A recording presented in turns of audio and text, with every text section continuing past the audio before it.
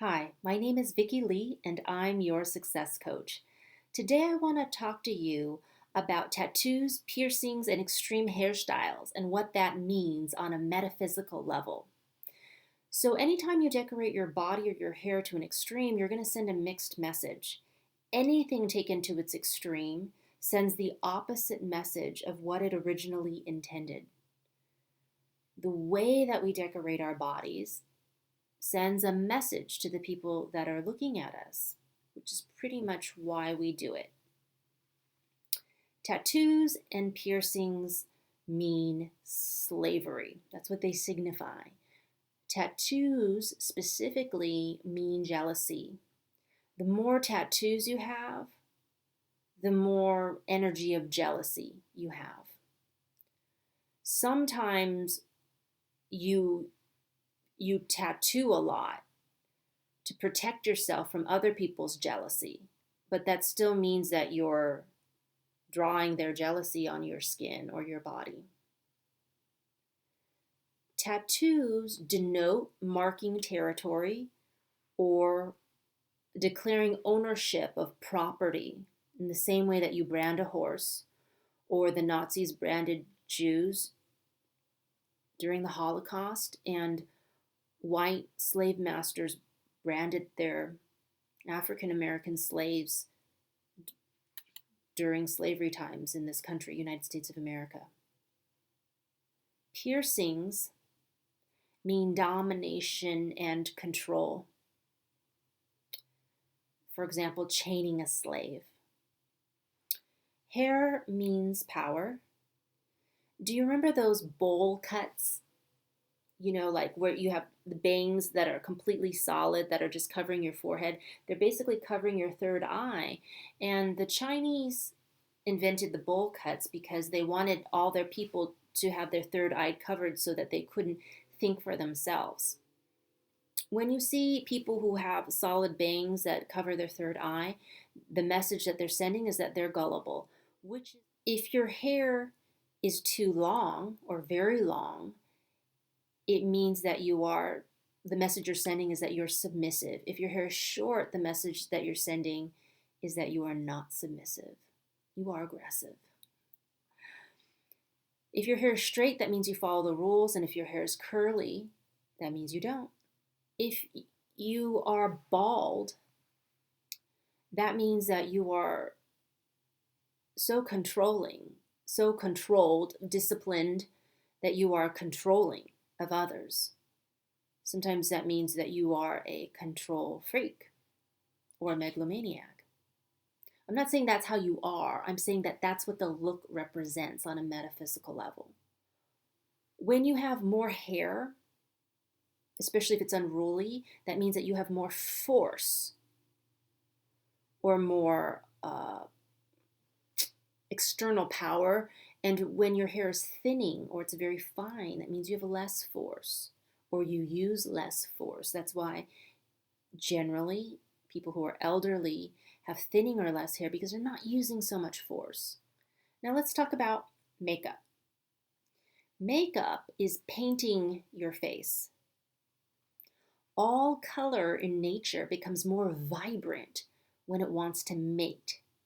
So you think of peacocks, they're just brown or whatever, but when they want to mate, they send out their plume. Or flowers, when they need to attract bees, their petals, their colors have to become more bright. So makeup means joining, inviting, and mating. Now, if you have too much makeup, example, like you're a drag queen, you're a pop star, you're trying to very much cover your identity or mask who you are, so too much makeup is the opposite of mating and joining. It's fighting and separation. Now, in indigenous communities and cultures, you can tell what tribe you're from based on your paint. So now let's talk about breasts. A woman's breasts represent how nurturing she is. So if a woman naturally has larger breasts, she's more nurturing and life-giving towards others. If she's not, she has smaller breasts. But what if a woman has implants? If you have implants, you are no longer using your mammary glands to feed children. Instead, you're trying to attract a mate who feeds you. So naturally large breasts mean that I nurture and support you. And silicone or saline breast implants means you nurture and support me. A person's butt denotes how fun they are. So big butt means you're super fun, and a small butt means you're serious. But what about people who get implants?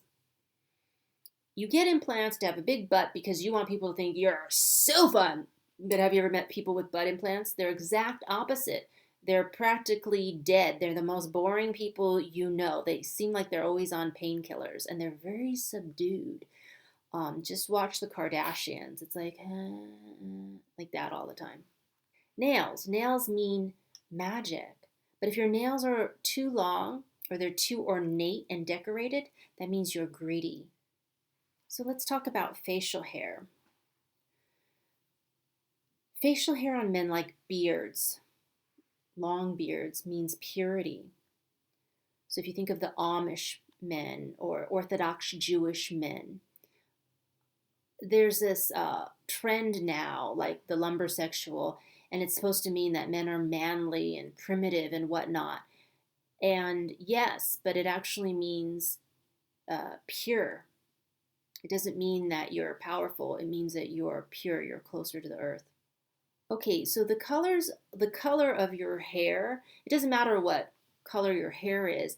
It's just that what does that color represent? So if you have white or platinum blonde hair, that means that it corresponds to being an infant. So a lot of women a lot of strippers like to have platinum blonde hair because what's younger than an infant. But it also means that your relationship with other people, you're the infant. So they have to take care of you, they have to coddle you, they have to do everything for you, and you just coo and do nothing. If you have yellow hair represents childhood. So your relationships take on the age of being a child. If you have sandy hair, that means that corresponds to the age of adolescence. Red hair is represents sort of the budding or late adolescence, young adulthood, which means sexual awakening. Brown hair corresponds to being an adult, which represents commitment. Black hair represents midlife. When you are at your peak, you're at your ripest, and all your strengths and talents have fully matured. Black is the richest color because it contains all the colors of the spectrum. Gray is wisdom, and silver is mastery. So if you ask people like just sort of what is their relationship fetish, oh, I like blondes or I like brown hair. If they like blondes, that means that they're generally immature in their relationships. If they like brown hair, they're ready to commit. If they like black, they like success and power. And if they're attracted to gray or silver hair, that means that they're attracted to wisdom or mastery. So sometimes that's like why we like two-toned hair. So if you have brown hair with blonde streaks in it, that means you're committed but you still have fun. What about people who have green hair or purple hair or a mohawk or something really extreme? In ancient times, shaman and medicine men would style their hair to resemble their totem, their amaku or their medicine animal. So they would style their hair with the feathers of an eagle or the curly helmet of a bear or the shell of a tortoise or the colors of a fish or the tail of a skunk. And they did this because they were celibate. Warriors would not have sex before battle, and healers and shaman would not have sex before they were ready to heal a sick person. And that is because they lived between realms, between heaven and earth, human and animal, life and death. So if you have wacky hair, you're sending a message that I'm an outcast, I'm different, I don't fit in, and I don't mate with humans. And I harness all that extra kundalini and all that extra energy, all that creative life force that normally goes into mating, and I harness that and I use it for artistic or creative purposes or for healing or war, but not for relationships. Comment on this video. I'd like to hear from you, and thanks for watching.